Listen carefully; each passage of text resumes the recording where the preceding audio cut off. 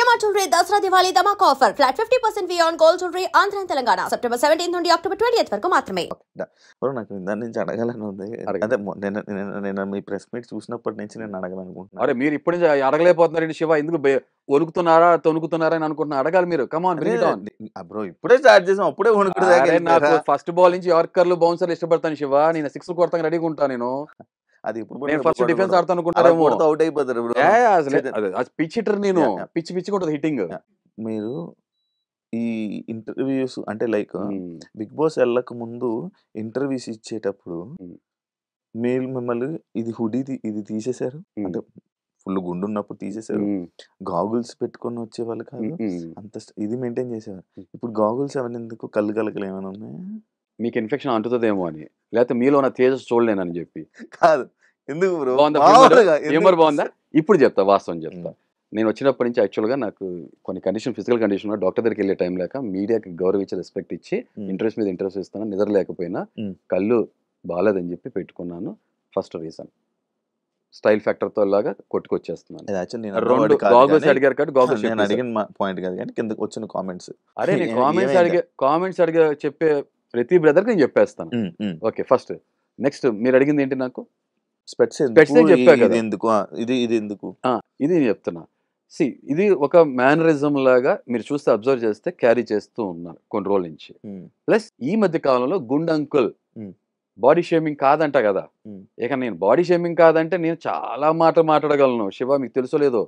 ఇదే హరిత హరీష్ కాకుండా, హృదయ మానవ్ కాకుండా ఒక 10-20 సంవత్సరాల కింద అయితే ఎదురు బాడీ షేమింగ్ చేసే లోపల నేను మొత్తం సోల్ షేమింగ్ చేసేవాడిని. సోల్ అని తెలుసు కదా, అంతరాత్మ కూడా షేమ్ చేసేవాడు, పప్పి షేమ్ అయిపోయేవాళ్ళు. కానీ దానివల్ల మనిషి ఒక మనిషి ఎలా ఎఫెక్ట్ అవుతాడు, పర్సనాలిటీ మీద ఎంత ఎఫెక్ట్ పడుతుంది, డెవలప్మెంట్ అవ్వకుండా మనిషి లైఫ్ ఎలా స్పాయిల్ అవుతారు నేను ప్రత్యక్షంగా చూశాను కాబట్టి, ఎవ్రీ లైఫ్ మ్యాటర్స్ అని తెలుసుకున్నా కాబట్టి, ఆ పరిణితి వచ్చింది కాబట్టి ఎవరు అనట్లేదు. అది నాకు ఒక సెకండ్ పట్టదు శివ. హెయిర్ తీయడానికి 2 సెకండ్లు కదా, ఎదుటి పప్పు షేమ్ చేయడానికి 1 సెకండ్ పడుతుంది కదా. చేయట్లేదు, అందుకే విలువ మర్యాద ఇస్తున్నాను నేను. అందుకే మీరు అని కూడా సంబోధించడం కొన్ని సంవత్సరాల నుంచి మొదలు పెట్టాను నేను. ఇప్పుడు మీరు ఈ హుడీ వేసుకోవడానికి రీజన్ మిమ్మల్ని అలా పిలుస్తున్నారు అని ఆబ్వియస్గా అదొక రీజన్, అదొక వన్ ఆఫ్ ద రీజన్. ఇంకోటి స్టైల్ ఫ్యాక్టర్, ఒక మేనరిజం మెయింటైన్ చేస్తున్నా. మీరు నమ్ముతారు లేదు, ఇందాక మీ దగ్గరికి వస్తున్నప్పుడు ఛానల్లో ఆటోలో నేను వస్తున్నా, ఒక పక్క నుంచి ఒక అతను వెళ్తూ కూడా మాస్క్ మ్యాన్ కదా, వావ్ వాళ్ళు గుర్తుపెట్టారు, థ్యాంక్ యూ అన్న. సో ఒక బాడీ లుక్ వచ్చేసింది కాబట్టి అదొక రీజన్ కూడా కారణం. అది మీ బిగ్ బాస్ హౌస్ లో బెస్ట్ ఫ్రెండ్ ఎవరు? నేనే. కెమెరా. మరి బిగ్ బాస్ హౌస్ లో నా వాటర్ బాటిల్ హెచ్హెచ్ అని రాసి ఉంటుంది. ఓకే, మీకు 3 చెప్పానా? Wow super. ఓకే, మీకు బెస్ట్ ఫ్రెండ్స్ ఎవరు లేరు అని అర్థమవుతుంది మీరు చెప్పిన ఆన్సర్ లో. మరి మీకు ఎందుకు బ్రో బిగ్ బాస్ లో కంటెస్టెంట్స్ అందరు మీకు స్టాండ్ తీసుకోవాలి? ప్రియా దగ్గర అంటే బెస్ట్ ఫ్రెండ్స్ అదే చూసారు శివ, ఇలాంటి దోగ్లాపన ఉంటాం సొసైటీలో ఉంటేనే ప్రాబ్లం. స్టాండ్స్ బెస్ట్ ఫ్రెండ్స్ కోసం తీసుకుంటారా? శివ ఒక మాట అడుగుతున్నా, మీరు నార్మల్ గా మాట్లాడతారు, మీతో మంచిగా మాట్లాడతారు కొంతమంది. శివ నేను మిమ్మల్ని అడుగుతున్నా క్వశ్చన్, నేను మీ బెస్ట్ ఫ్రెండ్ కాదు, నేను బయట వెళ్తున్నా, నన్ను ఎవడో వచ్చి పొడిచి వెళ్ళిపోయాడు, మీరు వచ్చి సపోర్ట్ తీసుకుని స్టాండ్ తీసుకుంటే బెస్ట్ ఫ్రెండ్ అయితేనే కాపాడతారా? లేదు, అలాగే లేదు, మిమ్మల్ని నేను కాపాడతాను, అది హ్యూమానిటీ. దాన్ని ఏమంటారు? స్టాండ్ అంటారు, దాన్ని అంటారు. కొంతమంది హెల్ప్ చేస్తారు, కొంతమంది. సరే ఓకే, నా విషయంలో పొడవడం కాదు, ఎవరో తప్పు చేశాడు, స్టాండ్ తీసుకుంటారా తీసుకోరా?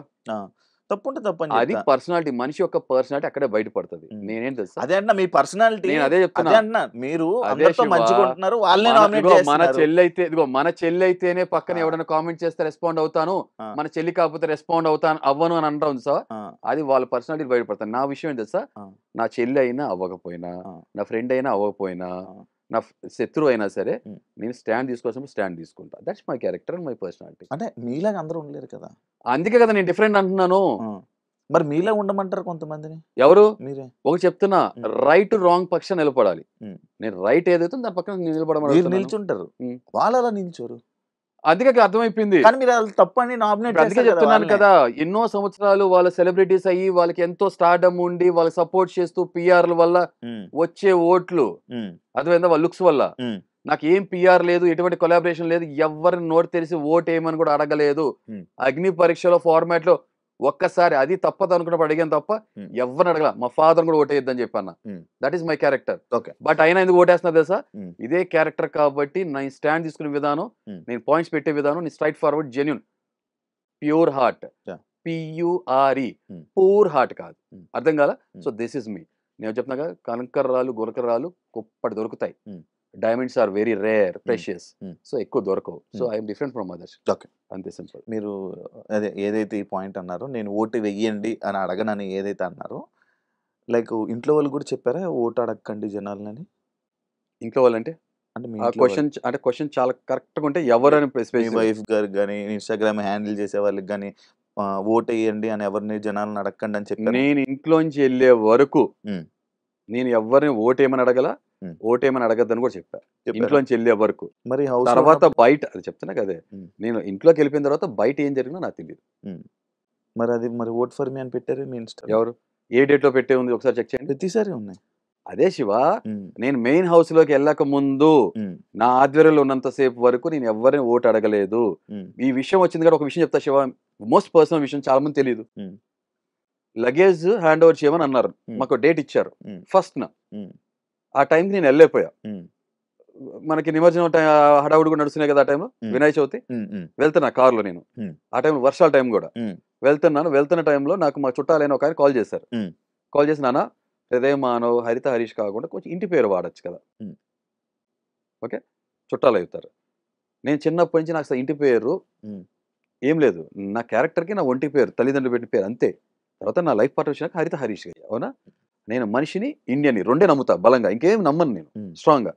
అలాంటిది ఈయన సలహా ఇస్తున్నప్పుడు ఆయన సాఫ్ట్గా స్మార్ట్గా తర్వాత మాట్లాడదాము నేను వెళ్తున్నానని చెప్పాను.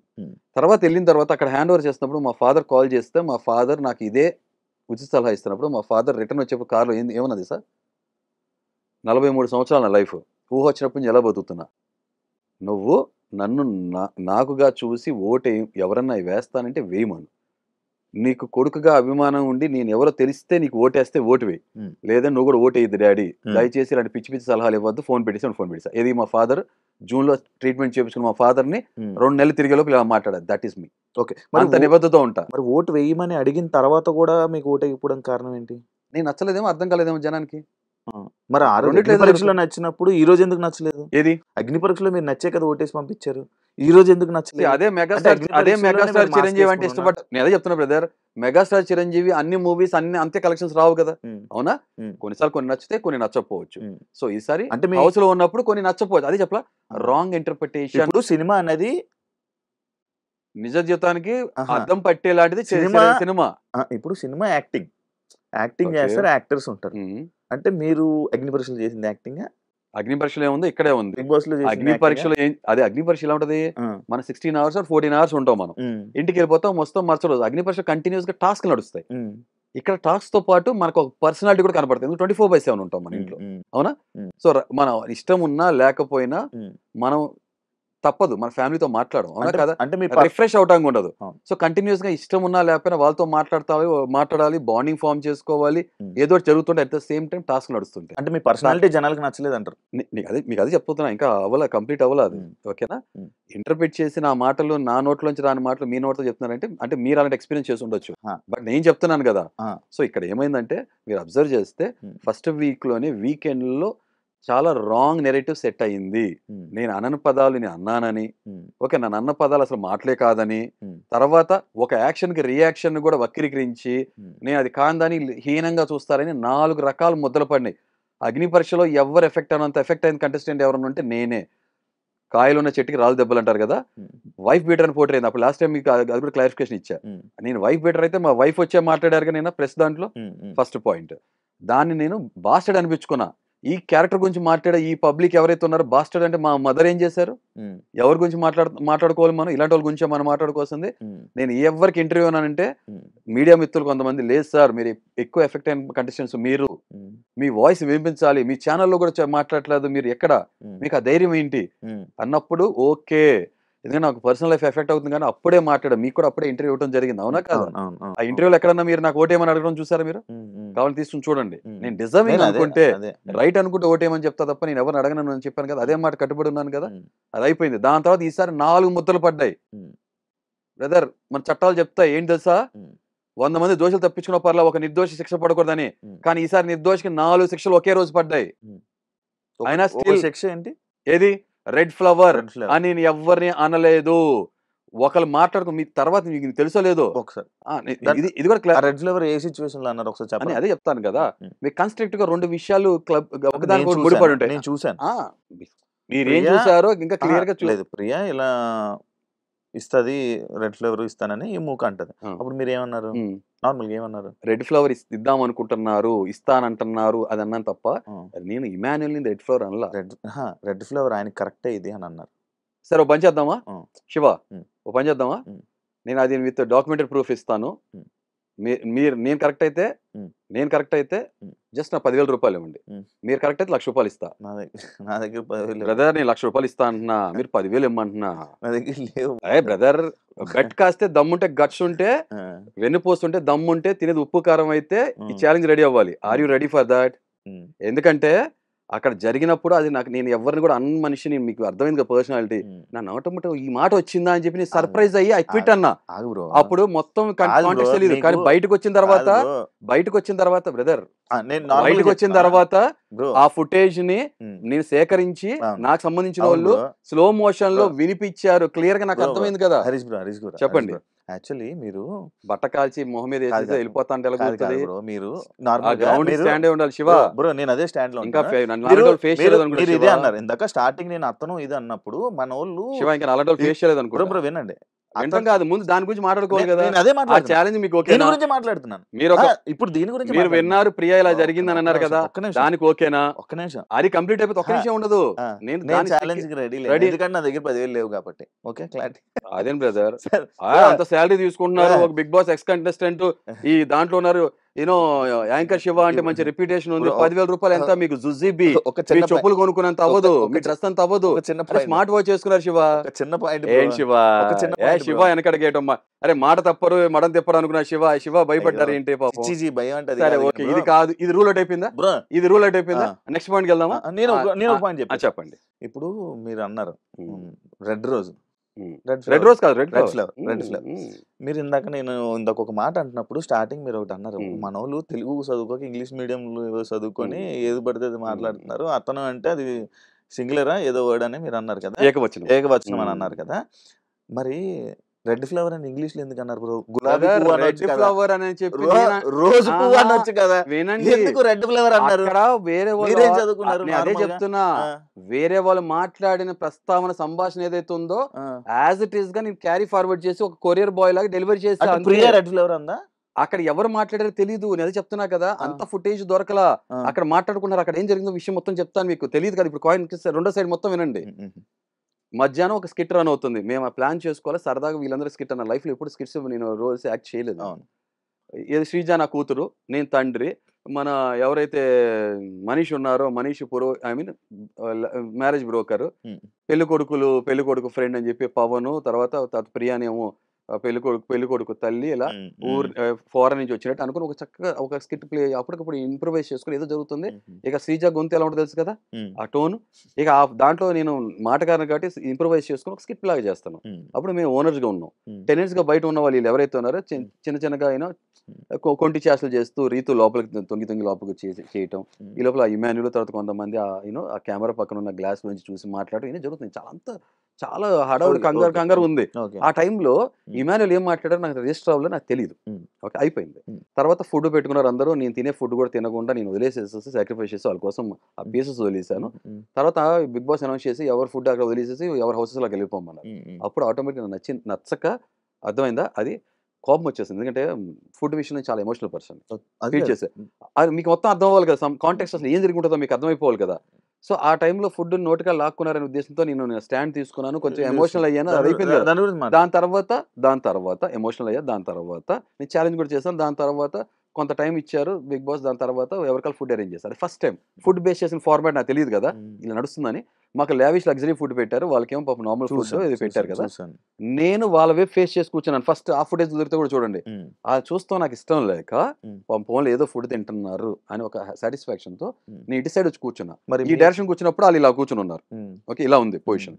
కూర్చున్నప్పుడు వీళ్ళు ఏమనుకుంటున్నారంటే నేను అసలు చాలా సైలెంట్గా ఉన్నా. మీరు కావాలని చెక్ చేసుకోండి, నేను ఎంతైనా సరే చాలా సైలెంట్గా ఉన్నా. వీళ్ళు మాట అనుకుని దేవర్ పుల్లింగ్ దేర్ లెగ్స్ ఏమనని మా సాంబార్ చాలా బాగుంది, మా ఆలు కర్రీ బాగుందని వీళ్ళు అంటున్నారు, వీళ్ళేమో అరే మా దగ్గర బ్రౌనీ వచ్చింది చాలా బాగుంది, అది బాగుంది, ఇది బాగుంది అని చెప్పి ఒకళ్ళు ఆట పట్టించుకుంటున్నారు. ఆ ప్రాసెస్ లో సరదాగా జోవెల్గా మాటలు జరుగుతున్నాయి, అటు ఇటు మాటలు వెళ్తున్నాయి. ఆ ప్రాసెస్ లో ఎవరన్నారు ఏదో ఫ్లవర్స్, మన ఇమాన్యుల్ బ్రదర్, నాకు ఎగ్జాక్ట్ గుర్తుంది ఫ్రాంక్ అది ఆ కాంటెక్స్ట్, ఇమాన్యుల్ బ్రదర్ ఫ్లవర్ ఆడటం ఏదో, ఇక్కడ ఎవరో దాని ముందు రెడ్ ఫ్లవర్ అని ఏదో మామూలుగా మాట్లాడితే అక్కడ ఫ్లవర్స్ కలర్స్ ఉన్నాయి యాక్చువల్గా, వాళ్ళు రెడ్ ఫ్లవర్ ఇద్దాం అనుకుంటున్నారు. ఈ కాంటెక్స్ట్ ని యాజ్ ఇట్ ఈస్ నేను ట్రాన్స్లేట్ చేశా. ఆ బిట్ వరకు మా వాళ్ళు తీశారు, దాన్ని ప్రొక్యూర్ చేశారు, నా నుంచి ఏం వచ్చింది. ఎందుకంటే ఆ రోజు హోస్ట్ గారు చూపించినప్పుడు నేను అసలు నా నోటెంబ, ఎందుకంటే నేను ఇంటెన్షన్ గా ఉంటే యాక్సిడెంటల్ గా ఉంటే ఎక్కడ చోట రిజిస్టర్ ఉంటుంది ఫ్రేమ్ లో, లేదు ఇది నా నోటెంబ వచ్చింది, నేనే అన్నానా, ఐ గివ్ అప్ అని చెప్పాను, I stick to my stand. ఆ దాని ముందు మధ్యాహ్నం తను గుండంకులు అన్న విషయం నాకు తెలియదు. ఈ రెడ్ ఫ్లవర్ కాంటెక్స్ట్ దాని తర్వాత మళ్ళీ నార్మల్ గా గుండంకులు అనంటే అసలు రెడ్ ఫ్లవర్ అసలు ఎవరికి రిజిస్టర్ అవ్వాలో గుర్తులేదు. అక్కడ గుండంకులు అనగానే అప్పుడు నాకు రిజిస్టర్ అయింది కాబట్టి నేను సీరియస్ అయ్యాను. వెంటనే ఇమాన్యుల్ బ్రదర్ వచ్చేసి అన్న సారీ అన్న, నా ఉద్దేశం అది కాదంటే సరే ఓకే అలా మాట్లాడద్దని చెప్పాను. అయిపోయిన ఒక 5 minutes 10 minutes తర్వాత వెంటనే బిగ్ బాస్ ఏం చేశారంటే అక్కడ అంతా కూడా వచ్చి మార్నింగ్ అంతా చేసి పడేసేసారు కదా, అంతా ఈ మెరుపులు ఏదైతే ఉన్నాయో వాట్ యూ కాల్ గ్రాఫిటీ కదా, ఏదైతే ఉందో పడేసేసారో క్లీనింగ్ చేసేసరికి ఎంత ఏం పడుతుంది. నేను అప్పుడు హౌస్ క్లీనింగ్ మానిటర్, నా దగ్గర వర్క్ చేస్తుంది ఇమాన్యుల్, ఓకే కెనెట్గా వచ్చి వర్క్ చేయాలి కాబట్టి. అప్పుడు ఇమాన్యుల్ ఏమన్నారంటే బ్రదర్ కొంచెం అన్న కొంచెం చూసి చెప్పండి, ఇంత టైం తొందరగా అవ్వదు, అది చాలా ఉందని అన్నప్పుడు ఇమాన్యుల్ అన్నాను, బ్రదర్ ఇందాక మీరు మాట్లాడిపో చూసి మాట్లాడాల్సింది అని అన్నా. దానికి అప్పుడు వెంటనే దానికి సారీ చెప్పింది దాన్ని కూడా మీన్ చేయకుండా ఆర్గ్యుమెంట్ మీద ఓవరాల్గా మా ఇద్దరి మధ్య ఆర్గ్యుమెంట్ జరిగింది, అక్కడితో అయిపోయింది ఆ విషయం. దానికి ఫర్దర్ డ్రాగ్ ఆన్ చేసుకోవాలి. వీకెండ్ వచ్చిన తర్వాత ఈ లోపల ఏమైంది, నైట్ నాకు మనీష్ చెప్పారు, సార్ మీరు ఇప్పుడు ఇంత సీరియస్గా రియాక్ట్ అయ్యారు, తన మధ్యాహ్నమే మాట్లాడారు కదా మాట అన్నారు అన్నప్పుడు ఇమాన్యుల్ నేను మధ్యాహ్నం మాట్లాడి అప్పుడు ఎందుకు రియాక్ట్ అవ్వలేదు అంటే, నువ్వు మధ్యాహ్నమే మాట్లాడావా, మీరు మధ్యాహ్నమే మాట్లాడారా, ఎంత ధైర్యంగా చెప్తున్నారా విషయం, ఆ చనువు ఉందా మీకు, ఆ ఫ్రీడమ్ ఇచ్చానా, ఇవ్వలే కదా, ఎవరినైనా నేను ఇక్కడ పెట్టుకుంటే ట్రై చేస్తా, ఇక్కడికి ఎక్కించను శివ, చాలా సింపుల్ చెప్తున్నా, అది మా ఫాదర్ కూడా మాట్లాడారు, చాలా సింపుల్ చెప్తున్నా కదా, దట్ ఈస్ మై పర్సనాలిటీ అంతే. అంటే ఇక్కడ ఉండే వాళ్ళు కూడా చాలా బాగా నచ్చితే ఇక్కడ వరకే ఉంచుతా, ఇక్కడ ఉండే వాళ్ళు కూడా రిస్ట్రిక్షన్స్ ఉంటాయి, అది చెప్తున్నా కదా, ఎవరైనా గుండెలో పెట్టుకుంటా, గుండె మీద ఎక్కి డాన్స్ చేయించుకోను. మరి మీరు గుండె అనుకున్నారు, గుండె మీద కంటే ఇది మాట్లాడే డైలాగ్ అంటే మీద ఎత్తి మీదకి ఎక్కి డాన్స్ చేయనివ్వను. మీరు గుండె అనుకున్నారు బ్రదర్, గుండె మీద ఎక్కించుకున్నారు, గుండుకి మోకాలికి బోడి గుండుకి ముడి పెట్టద్దు అన్నప్పుడు ఆటోమేటిక్ గుండు అన్నారని చెప్పి తీసుకోవద్దు, అది సామెతలో వాడే పదాలు కదా, ఆ సామెతలో పదాలు కాబట్టి బాడీ షేమింగ్ అనే వైఫ్ గారు ఇంటర్వ్యూలు ఇచ్చినప్పుడు అన్నారు, మా హరీష్ గారికి సెన్స్ ఆఫ్ హ్యూమర్ బాగుంటదండి, మంచి జోయల్ గా ఉండే పర్సన్ అని చెప్పి ఒక ఇంటర్వ్యూలో చెప్పడం జరిగింది. అంత జోయల్ గా ఉండే పర్సన్ బిగ్ బాస్ హౌస్ లోనే ఎవరో ఏదో గుండంకులు అని కానీ లేకపోతే ఏదో అంటే జోయల్ అనొచ్చు. శివ ఒకటే మాట్లాడుతా, బిగ్ బాస్ లో మీకు రూల్స్ తెలుసు కదా, కాంట్రాక్ట్ ఏమిటో తెలుసు కదా, మనిషి రంగు, అవతారం, ఓకే, క్యాస్ట్, రిలీజియన్, నేషనాలిటీ విషయం మీద ఇటువంటి కామెంట్స్, డెరిగేటరీ స్టేట్మెంట్స్ పాస్ చేయకూడదు, కూడా ఉంటుంది రూల్స్ బుక్ లో, అది సొసైటీలో కూడా ఉంటుంది. అవును కదా, అవును, కొంత మెయింటైన్ చేసుకోవాలి కదా. నాకు సెన్స్ ఆఫ్ హ్యూమర్ ఉందంటే ఒకళ్ళు నాన్ సెన్స్ మాట్లాడినప్పుడు నేను సెన్స్ ఆఫ్ హ్యూమర్ గా మెయింటైన్ చేయను, అర్థమైందా, నవ్వుతా, నవ్వులు పాలవటానికి మాత్రం రెడీగా ఉండను, అదేవిధంగా సెల్ఫ్ రెస్పెక్ట్ అనేది అట్మోస్ట్ టాప్ ప్రయారిటీలో పెట్టుకుంటాను నేను. అది మీరు కాదు, దేవుడు వచ్చినా, మా ఫాదర్ వచ్చినా, హరిత వచ్చినా అదే మెయింటైన్ చేస్తాడు. ఇలాంటి విషయాల్లోనే పట్టించుకొని మిగతా విషయాల్లో నవ్వులు పాలయ్యారు. ఏ విషయం నవ్వులు పాలయ్యారు? ఇప్పుడు బయటకు వచ్చిందంటే నవ్వులు పాలవుతారు.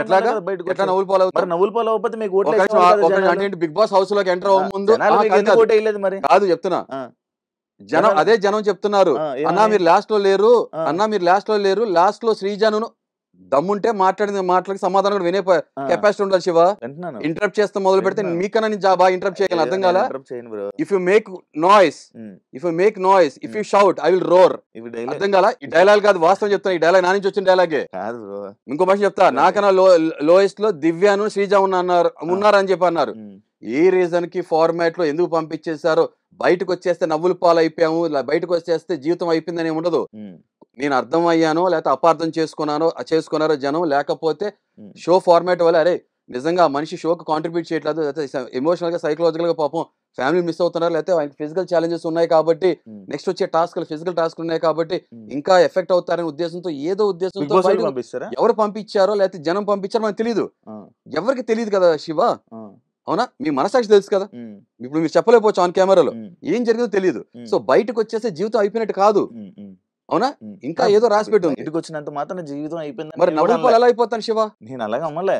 ఒక హీరో సినిమా ఒక ఇదే క్వశ్చన్ అడుగుతా. ఒకరు మీకు ఓటు వేయలేదంటే వాళ్ళ దృష్టిలో మీరు నవ్వుల పాలు అయిపోయి ఉంటారు కదా అని అన్నా. శివ ఒకటే క్వశ్చన్ అడుగుతా. కాంటెక్స్ట్ అర్థం కాదు. Shiva context wrong context. నేను ఉదాహరణ చెప్తా. శివ ఒకటే క్వశ్చన్ అడుగుతా. ఇప్పుడు మీరు అభిమానించే హీరో సినిమా ప్రతి సినిమా హిట్ అవ్వకపోవచ్చు. ఒక సినిమా హిట్ అవ్వలేదంటే ఆ హీరో నవ్వుల పాలు అయిపోయినట్టేనా, జీవితం అయిపోయినట్టేనా? ఆ సినిమాకి అయినట్టు. సినిమా కదా, ఆ మనిషికి కాదు కదా. ఆ సినిమా ఆ మనిషికి కాదు కదా. ఆ మనిషిని అంటారు కదా. అంటే మనిషి నవ్వుల పాలు అయినట్ట. ఆ మనిషినే కదా అనేది. అవునా? మరి అలాంటప్పుడు సోషల్ మీడియాలో సెన్సిబుల్ మాట్లాడతారు, మీరు కామన్ సెన్స్ తో మాట్లాడుతున్నారు. మీరు ఏదో నోటికి ఏది పడితే ఏదో వస్తే అది మాట్లాడతారు. ఇప్పుడు నాకు అర్థమైంది. నోటికి ఏదో వస్తే శివ బ్రదర్, ఈ సమాజంలో జరుగుతున్న దాని గురించి మాట్లాడుతున్నాను నేను. మీరు అదే అంట. అలాంటి సమాజం లోకల్ కాకులు అంటాను కదా. అవును, లోకల్ కాకులని సామెత కూడా ఉంది కదా. మాట్లాడేవాళ్ళు 1.25 మాట్లాడతారు. బిగ్ బాస్ హౌస్ నుంచి బయట ఇప్పుడు నేను మాట్లాడతా, పిఆర్లు పెట్టుకుని ఓకే నన్ను నెగిటివ్ చేస్తూ చాలా కామెంట్స్ పాస్ చేస్తూ ట్రోల్ చేసే వాళ్ళు ఇవాళ ఉంటారు, రేపు వెళ్ళిపోతారు. కానీ నాకు ఫామ్ అయిన 100 మంది లేకపోతే ఇప్పుడు 47 ఫాలోవర్స్ ఉన్నారు. ఇవాళ రోజు ఆల్మోస్ట్ 13,000 మంది ఫాలోవర్స్ అయ్యారు. ప్రతి ఒక్కరు కామెంట్స్ నాకు హరిత చూపించారు. వచ్చిన తర్వాత నేను కూడా చూసా, నాకు ఒక్కరు కూడా పిఆర్ లేరు. మైసూర్ నుంచి ఎవరో ఒక అతను ఇలా జరుగుతుందని చెప్పి ఒక కుర్రోడు, నాకన్నా చాలా చిన్న కుర్రోడు, ఫోన్ లో హ్యాండ్ ఓవర్ చేసి వెళ్ళిపోయాం కదా.